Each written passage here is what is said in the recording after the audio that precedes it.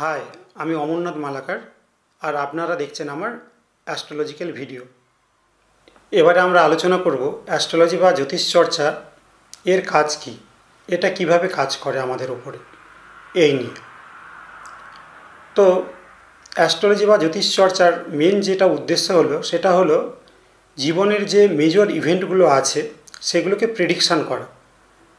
জীবনের major event যেমন ধরুন কারো শরীর খারাপ হবে, কার শরীর কেমন থাকবে, পড়াশুনো কেমন হবে, তার প্রফেশনাল কেরিয়ার কেমন হবে, কাজকর্ম কীরকম থাকবে, আয় উপার্জন কেমন হবে, বিয়ে কখন হবে, বিয়ে হলে তার দাম্পত্য জীবন কেমন হবে, তার বাচ্চা হবে কি হবে না, কোন কোন ঝগড়াঝাঁটির মধ্যে জড়িয়ে পড়বে, প্রপার্টি, ভিকেল বা গাড়ি, জমি জায়গা, ঘর বাড়ি তার থাকবে কি থাকবে না, থাকলেও কী ধরনের থাকবে, এই ধরনের যে জীবনের মেজর ইভেন্টগুলো কখন হবে, কিভাবে হবে, ভালো হবে কি খারাপ হবে, সেগুলোর যে প্রেডিকশান, এটাই হচ্ছে কি অ্যাস্ট্রোলজির মূল উদ্দেশ্য।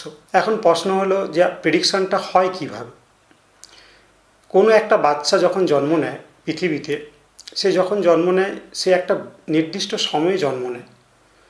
তো সেই জন্ম সময়কালীন মহাকাশে গ্রহ নক্ষত্রের যে পজিশান বা গ্রহ নক্ষত্রের যে অবস্থান সেটা বলে দেয় যে বাচ্চাটার ফিউচার বা ভবিষ্যৎ কেমন হবে এবং তার জীবনের ঘটে চলা যে ইভেন্টসগুলো আছে সেই ইভেন্টসগুলো কিভাবে সংঘটিত হবে, কখন হবে, কিভাবে হবে, কেমন হবে, এই সমস্ত কিছু তথ্য কিন্তু আমরা অ্যাস্ট্রোলজির মাধ্যমে জানতে পারি।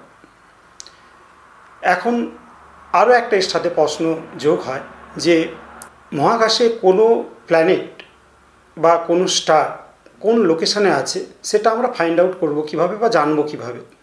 কেন মহাকাশ তো আর ছোটোখাটো জিনিস নয়, অনেক বড় জিনিস। তো আমাদের ইজি আন্ডারস্ট্যান্ডিংয়ের জন্য বা সহজভাবে বোঝার জন্য আমরা এই মহাকাশকে বা জোডিক বেল্ট এটাকে আমরা 12টা সমান ভাগে ভাগ করে নিয়েছি। তো টোটাল যেটা জোডিক বেল্ট বা মহাকাশ যদি 360 ডিগ্রি হয়, 12টা জোডিক বেল্টে যখন আমরা ভাগ করব তার প্রত্যেকটা ভাগ হবে 30 ডিগ্রি করে। তো যদি আমরা ধরুন যে সূর্য মহাকাশের কোনো একটা অংশে বসে আছে, তো আমরা বলতে পারি যে সূর্য যে 12টা ভাগের যদি প্রথম ভাগটা হয় তাহলে আমি বলতে পারবো যে 0 ডিগ্রি থেকে 30 ডিগ্রির মধ্যে সূর্য বসে আছে।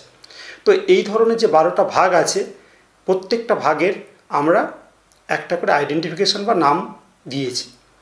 যেমন মেষ, বৃষ, মিথুন, কর্কট, সিংহ, কন্যা, তুলা, বৃশ্চিক, ধনু, মকর, কুম্ভ, মীন, এই ধরনের আমরা 12টা ভাগে তাদের নাম দিয়েছি।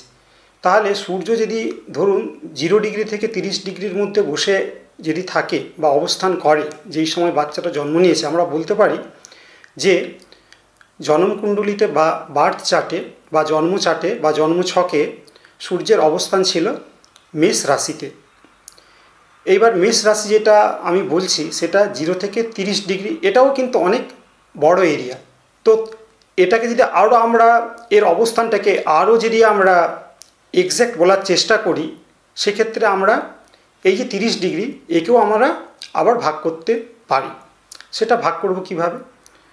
যেরকম আমরা জোডিক বেল্টকে বা আকাশকে 12টা ভাগে ভাগ করেছি এবং প্রত্যেকটা ভাগ 30 ডিগ্রি করে, সেই রকম এই জোডিক বেল্ট বা আকাশের মধ্যে 27টা নক্ষত্রও আছে। যেমন অশ্বিনী, ভারিণী, কৃতিকা, রোহিণী, মৃগশিরা, এই ধরনের টোটাল 27টা নক্ষত্র আছে। তো আপনি যদি 360 ডিগ্রিকে 27 দিয়ে ভাগ করেন তাহলে দেখবেন এটা আসছে আপনার 13.3 ডিগ্রি, মানে 13.3 ডিগ্রি। তার মানে প্রত্যেকটা নক্ষত্রের যে এরিয়া সেটা আপনার 13.3 ডিগ্রি। তো 30 ডিগ্রির মধ্যে জোডিক বেল্ট বা 360-র মধ্যে যদি 27 নক্ষত্র থাকে বা 27টা নক্ষত্র থাকে, প্রত্যেকটা হাউসেও কিন্তু নক্ষত্রের তাদের অবস্থানগুলো স্পষ্ট থাকবে। তো প্রত্যেকটা হাউস বা 30 ডিগ্রির মধ্যে কটা করে নক্ষত্র থাকবে, সেক্ষেত্রে দেখা যায় যে প্রত্যেকটা হাউস বা 30 ডিগ্রির মধ্যে 2.25 নক্ষত্র থাকবে। মানে দুটো নক্ষত্র আর একটা নক্ষত্রের চারটে পদের এক ভাগ থাকবে। নক্ষত্রকেও আমরা আবার পদ হিসেবে ভাগ করেছি, প্রত্যেকটা নক্ষত্রকে ভাগ করেছি চারটে পদে। তাহলে 30 ডিগ্রির মধ্যে যদি 2.25 নক্ষত্র থাকে, সেখানে তাহলে দেখা যায় যে প্রত্যেকটা 30 ডিগ্রির মধ্যে নক্ষত্রের 9টা পদ থাকে, আবার এক একটা নক্ষত্র 4টে পদ করে থাকে। তাহলে আমরা যদি বলি যে সূর্য মেষ রাশিতে অবস্থান করছে এবং সেখানে আমরা যদি বলি অশ্বিনী নক্ষত্রের 2য় পদে অবস্থান করছে, তাহলে কিন্তু সেটা আরও এক্স্যাক্ট হয়। তাহলে জন্মছক বা বার্থ চার্ট বা জন্মকুণ্ডলী আর কিছুই নয়, এটা একটা টেমপ্লেট বা নকশা। কিসের নকশা তাহলে এটা? যে কোনো একটা বাচ্চা বা কোনো একটা মানুষ কোনো বিশেষ মুহূর্তে যখন জন্মগ্রহণ করছে, মহাকাশে নক্ষত্রদের যে পজিশান বা তাদের যে লোকেশান, সেটা জানার যে টেমপ্লেট বা ছক বা নকশা, সেটাই হলো বার্থ চার্ট বা জন্মকুণ্ডলী। এই যে ক্যালকুলেশনগুলো আমরা করব বা করছি, এতে 4টে জিনিস খুব গুরুত্বপূর্ণ। 1, 12টা রাশি, 2, 12টা হাউস, 3, 9টা প্ল্যানেট, এবং চতুর্থটা হচ্ছে যে প্রত্যেকটা প্ল্যানেটের অবস্থান কোথায়, তাদের লোকেশান কোথায়।